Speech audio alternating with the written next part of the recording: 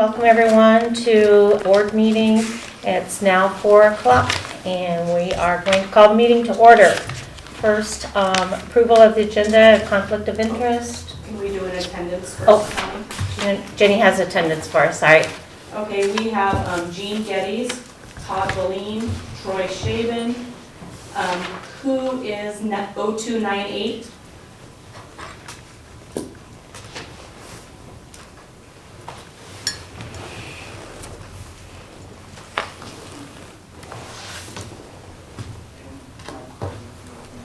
Okay, thank you, Mike. And 8378.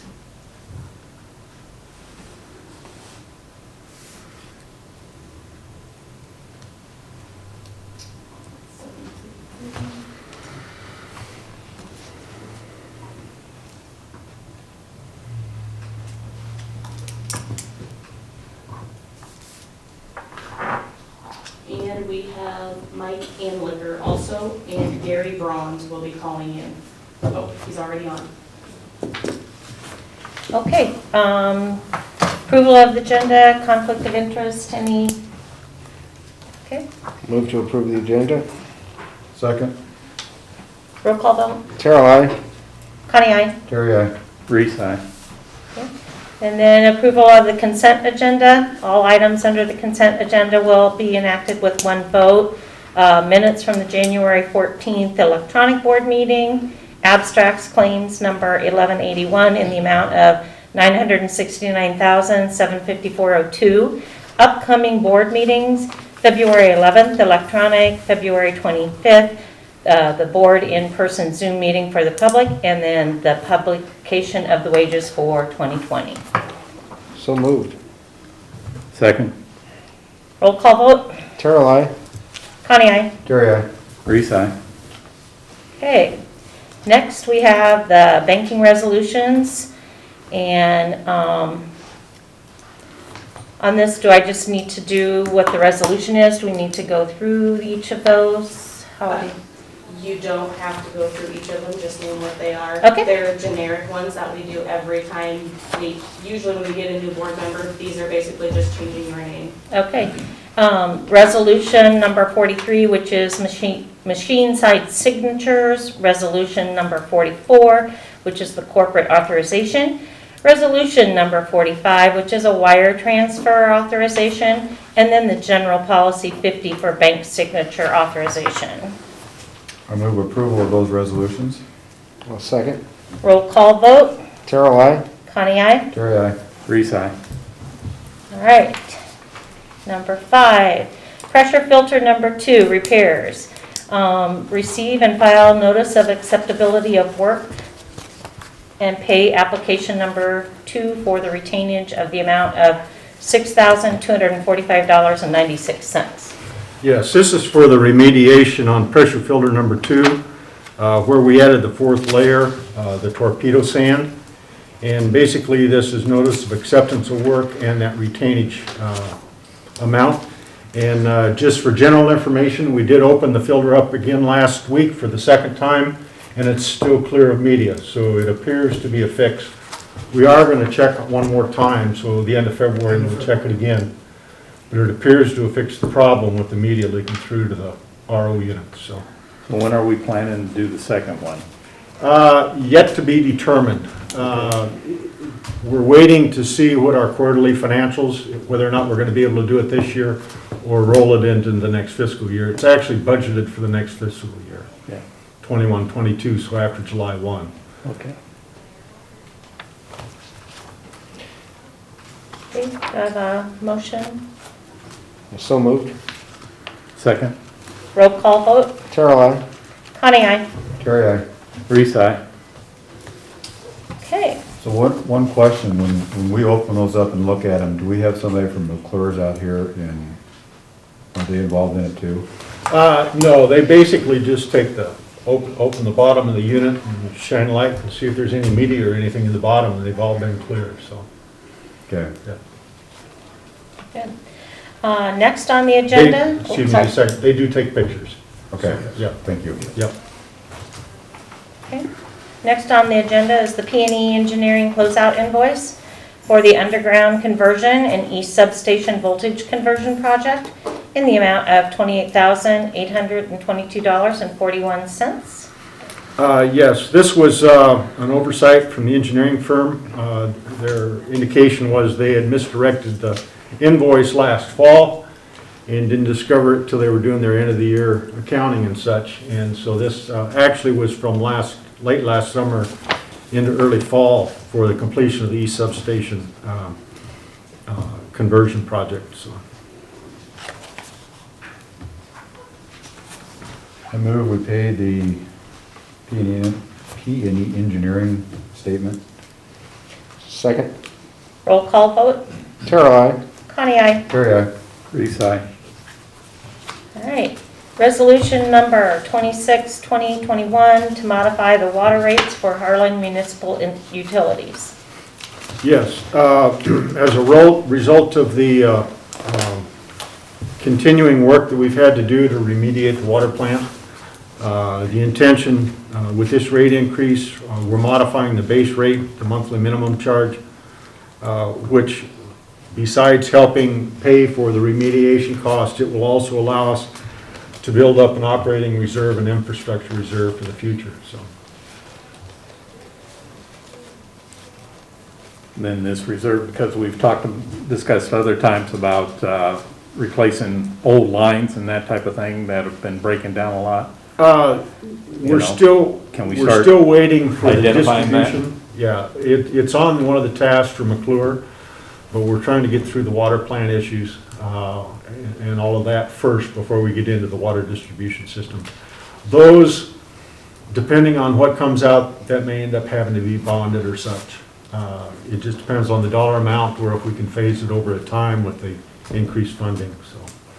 But we haven't got that assessment done yet. So have you determined for a typical residential user of, I think mine runs 4,000 to 5,000 gallons a month, what the monthly increase would be? We did a comparison. Was that correct?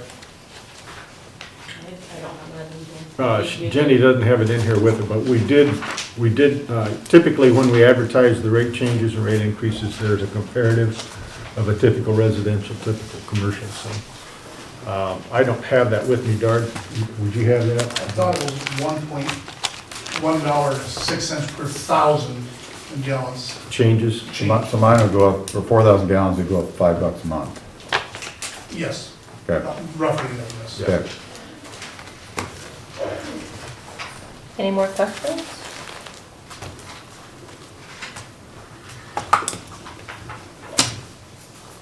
I move to approve the increase in water rates, resolution number 26, 2021. I'll second. Roll call vote. Terrell, aye. Connie, aye. Terry, aye. Reese, aye. Okay, then next on the agenda is going to be the Shelby County Chamber of Commerce request for a fiscal year payable in the amount of $35,000. Right. This is, usually we don't get this request till fourth quarter of the year, but Todd's presented it early from the chamber. But it's just a advance approval to make the payment, which will come due in July of this year. Jenny, you said Todd's on? Yes. Okay, I don't know, Todd, if you have any comments or anything in addition you'd like to add? Well, just, again, want to thank everyone for the support you've given us in the past. We've got some challenges ahead of us in the next fiscal year.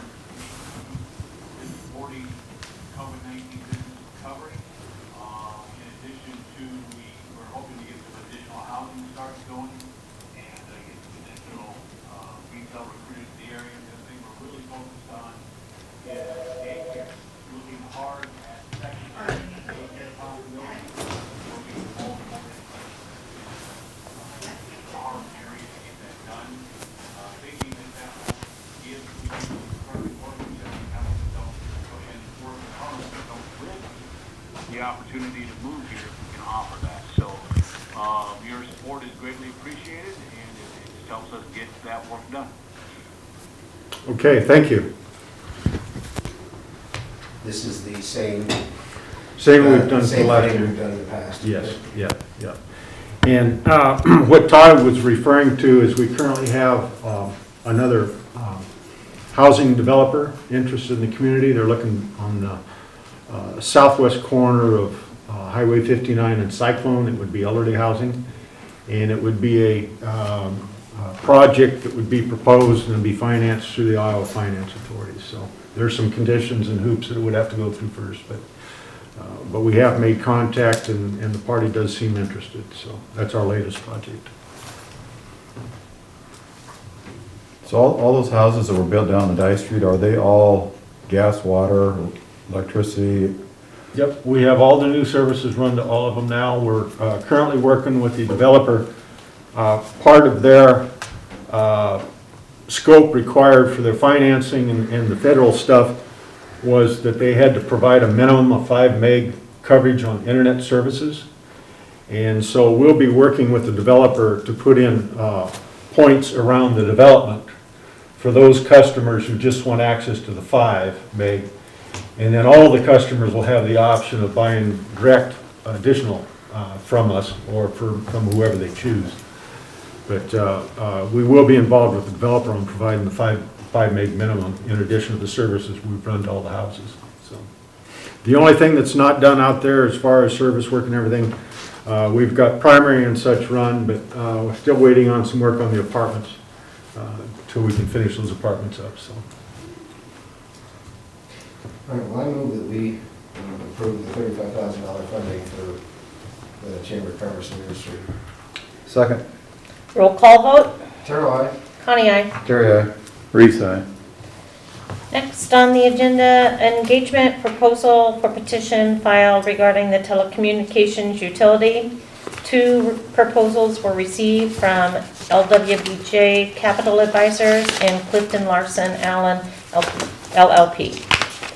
Yes, these are what's required under the Iowa Utility, IUB, Iowa Code for whenever a petition is filed, we have to go through a number of steps in response to that. These are the first 2 steps. The first appraiser, the LWBJ, is proposed to do the work for between $15,000 and $17,500. That's estimated fees. And then the second appraisal for $21,000 to $23,625 plus out-of-pocket expenses. That one would be subject to IUB approval. The second one has to be on the list with the IUB. So if the first one can be approved outright by the board, the second one would be approved subject to IUB approval before that one could be moved forward. But this is the first step in the process in response to the petition. Required steps under Iowa Code. There will be a third appraisal, and that is of our assets.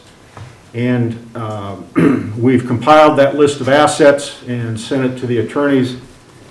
And so at the next board meeting, we'll probably receive the proposal for that service on determining valuation of our current assets on the telecom. But again, these are all steps that we have to do. There are steps that are required. There are steps that will impact our rates. And so at the next board meeting, you will be receiving a proposed rate increase for telecom services. Part of it in response to the petition to pay for these costs.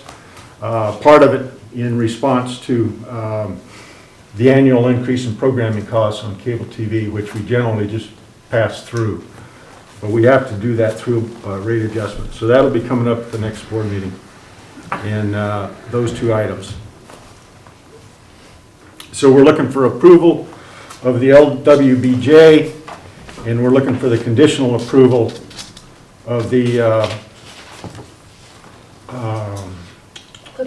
specialized advisory services, subject to appraiser appearing on list of appraisers to be obtained from the IUB.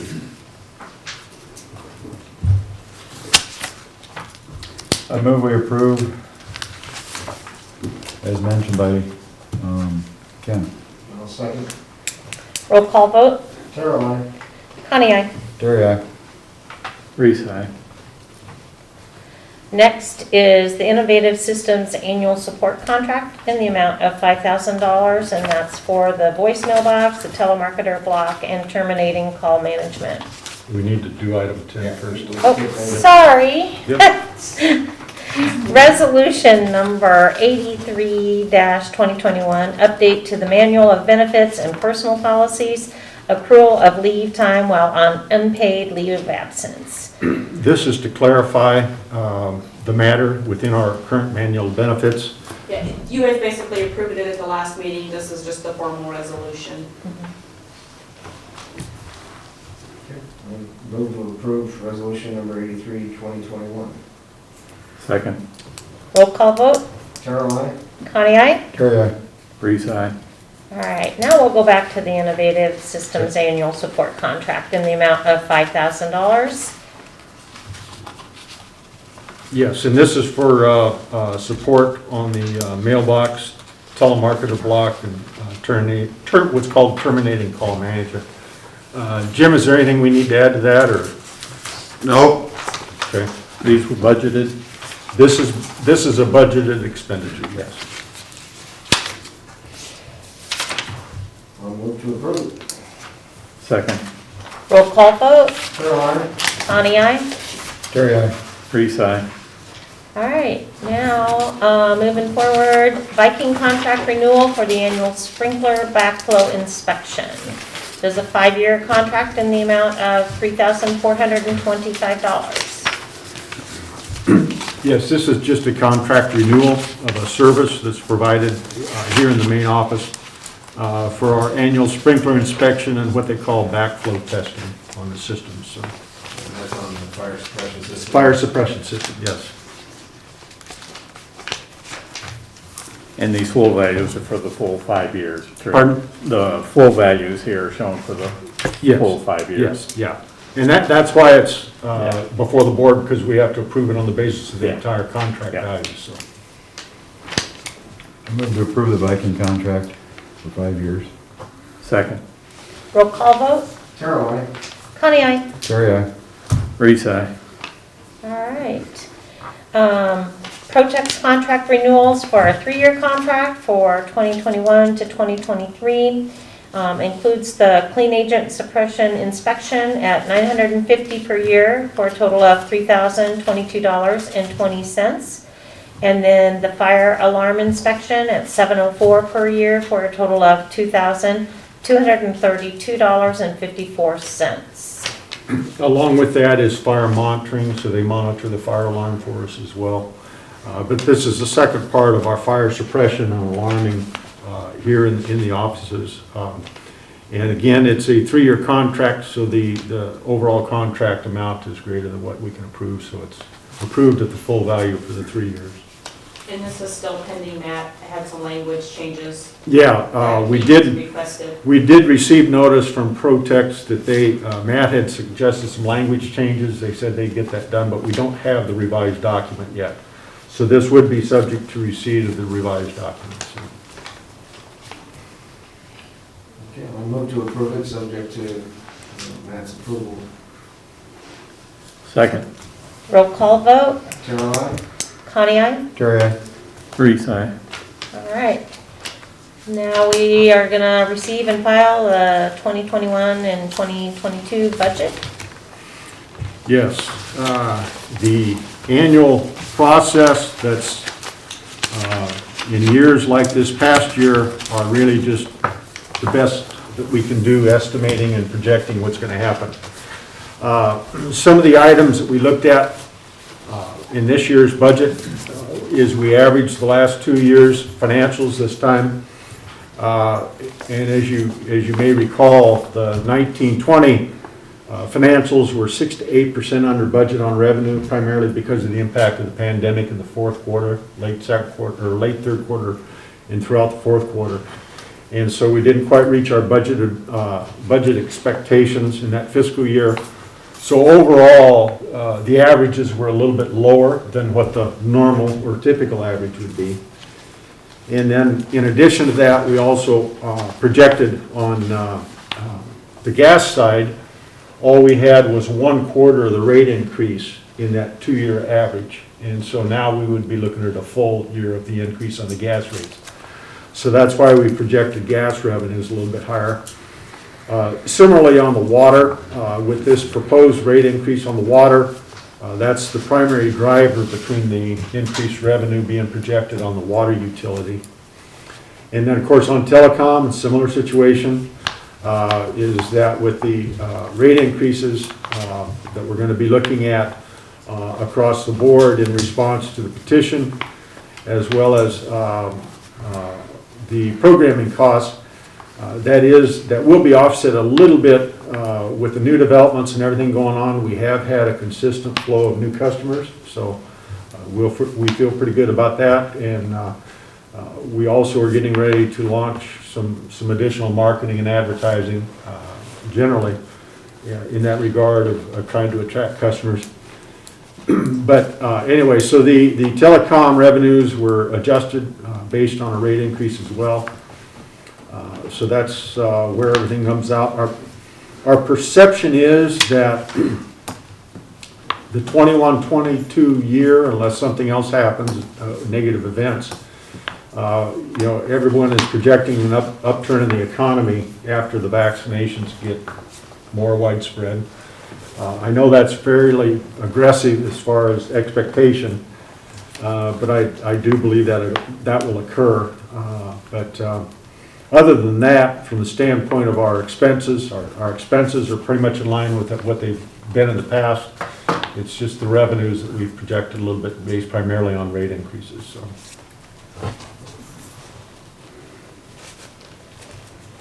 We spent quite a little time a couple weeks ago going through it, committee, so. With that, I'll move approval of the next fiscal year budget. Is this the actual approval or just the receipt and file? Just receive and file. I'll move we receive and file then. I'll second.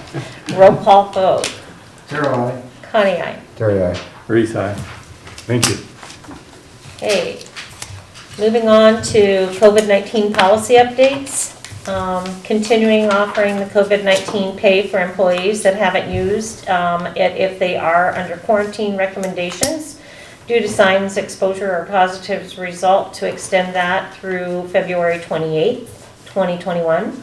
Leave balances going negative 40 hours, extended also until the February 28th date. Telecommuting policy, extend that. Continue to be open by appointment only. Follow IUB's decision to implement shutoffs as normal, and customer premises to be entered with guidelines presented by the CEO. Allow part-time office employees to work over 25 hours if needed due to the COVID leave to being used by others until February 28th. And then also just a reminder of the COVID decisions that were made by the CEO prior to the board approval. Just a 1-month extension as we move forward. The city, I believe, goes through March with theirs. Similar, they just did a blanket for 3 months at the beginning of the year, and we're still doing it month to month. So. And if you guys want to do it through March, we can change that, so you don't Yeah. have to do it in February. It's up to you. Where do we stand? Are any employees in trouble on within these tolerances or whatever? We would have, and I just did a report on combining vacation and sick together. There would be 5 employees that would not have enough time if they had to be gone for a 2-week period. But they're covered if we can, yeah. Yeah, but under this Continue. policy, they would. Yeah. Have we heard anything about priority as far as vaccination for the employees? We currently are grouped in Phase 1, Group C. Currently they're on 1B. They moved teachers ahead of us. Teachers and anyone over 65 are now in 1B. So that pool increased by about 650,000 people. So, but we are in 1C. And we are currently on the list at Public Health through Mergy. So. And it likely won't be until after March, so. Yeah. I could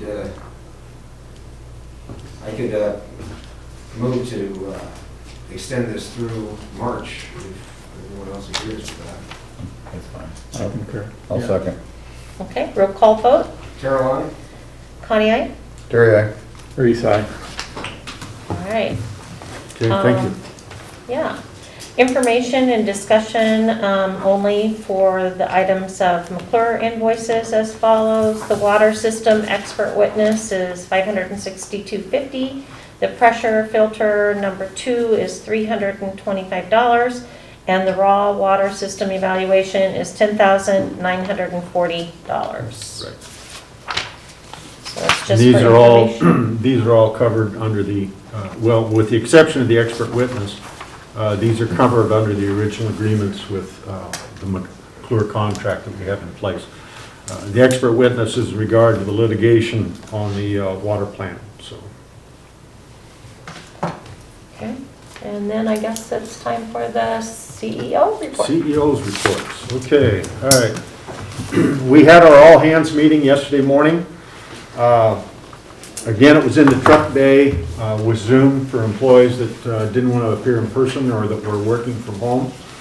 And so we basically, as we usually do, we went through the board agenda plus some of the other items. A little bit of carryover from December. Some of the anniversary dates of our employees. Patty Burrow's anniversary date was 12/2 of this year. She came on board in 2013.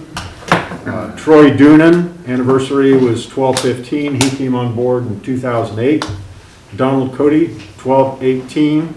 He came on in 2006. And Kevin Musich, 12/29, and he came on in 2010. So we have some real longevity with our employees, which makes them all the more value to us. Based on 2019 or 2020 data, we ended up having a safety day based on the guidelines in the employee handbook. And so we mentioned that to the employee. That was for the 2019? It was for the 2020 year. For the there were no 2020 year. reportable accidents. Okay, all right. So that was for 2020 recordable accidents. We have P&E Engineering. A while back, we received a request that we discussed about, from Hanson House about solar. And P&E again is working on that for us. The original net metering plan was put together in, I think it was updated in 2016, just some language changes, clarifications. But the original one went back prior to that. This is with regards to the connection of renewable energy projects. And so we still don't have any changes or anything to respond to the Hanson House directly, because we'll want to bring any kind of a proposal to the board first. But just so that the board's aware, you know, we invested almost $100,000 extending three-phase service to the Hanson House when it was developed. It was a large customer that was put into basically a residential area, so we had to extend three-phase. And, you know, right now, unless we can negotiate something with the owner, we would have approximately $100,000 in what we call stranded costs if they went solar the way they are projected to. So that's a consideration that we're looking at, investigating that option as well. Some of the other projects that P&E is looking at is, again, we need to take a look at our 69 kV line. It's 40 years old. We've got some sections underground we have to take a look at, possibly replace. In addition to, in the 21-22 budget, we've got an inspection for all the poles, to take a look at the poles, see if any of them are going to have to be replaced, so that potentially will be coming up.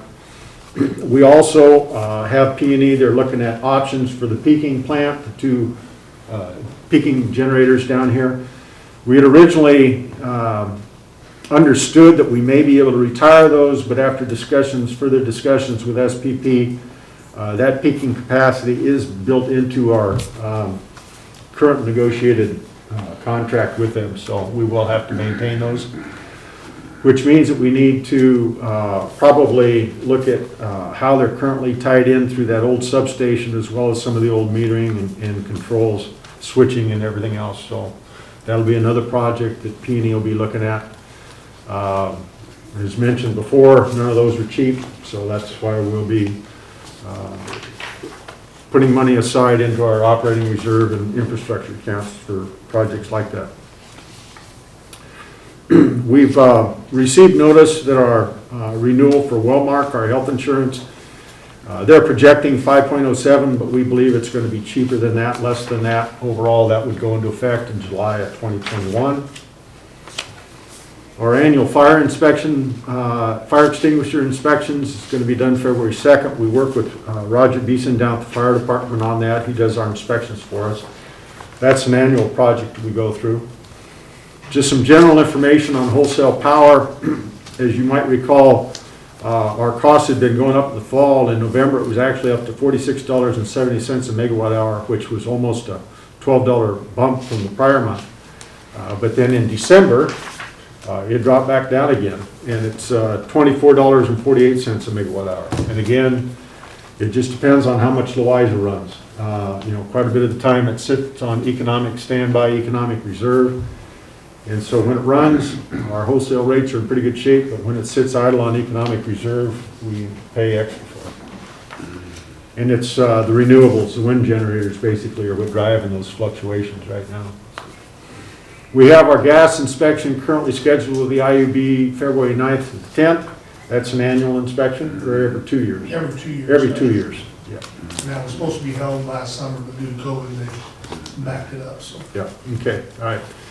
The others just regarding COVID, we've already gone through that, so I won't take up your time with that. And the only other item is we did receive notification from the Iowa Department of Public Health that based on Centers of Disease Control Prevention, our water system was awarded a Water Fluoridation Quality Award for 2019. So I think what we're going to start doing with some of these certifications and that kind of stuff, I think we're going to find a hallway wall or something that we can start posting these on. So otherwise they just go into a drawer and nobody sees them. So that's all I have, unless anyone has any questions. Questions? Just one more thing. With regards to our crews, I want to bring it to the board's attention that our crews performed exceptionally this year. We had a lot of new service work, like the Prairie Fire and some of the others. We've had some commercial customers that put in new services or extended services, and we did a lot of work this year. And the crews all came up.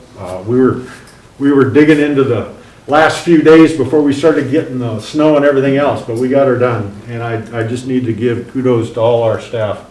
I think they did a tremendous job this year, all the work they did. So that's all I have. Great, well, I appreciate that. Anything else from anyone? Should we ask if anyone online? Okay. Does anyone online have anything they would like to ask or say?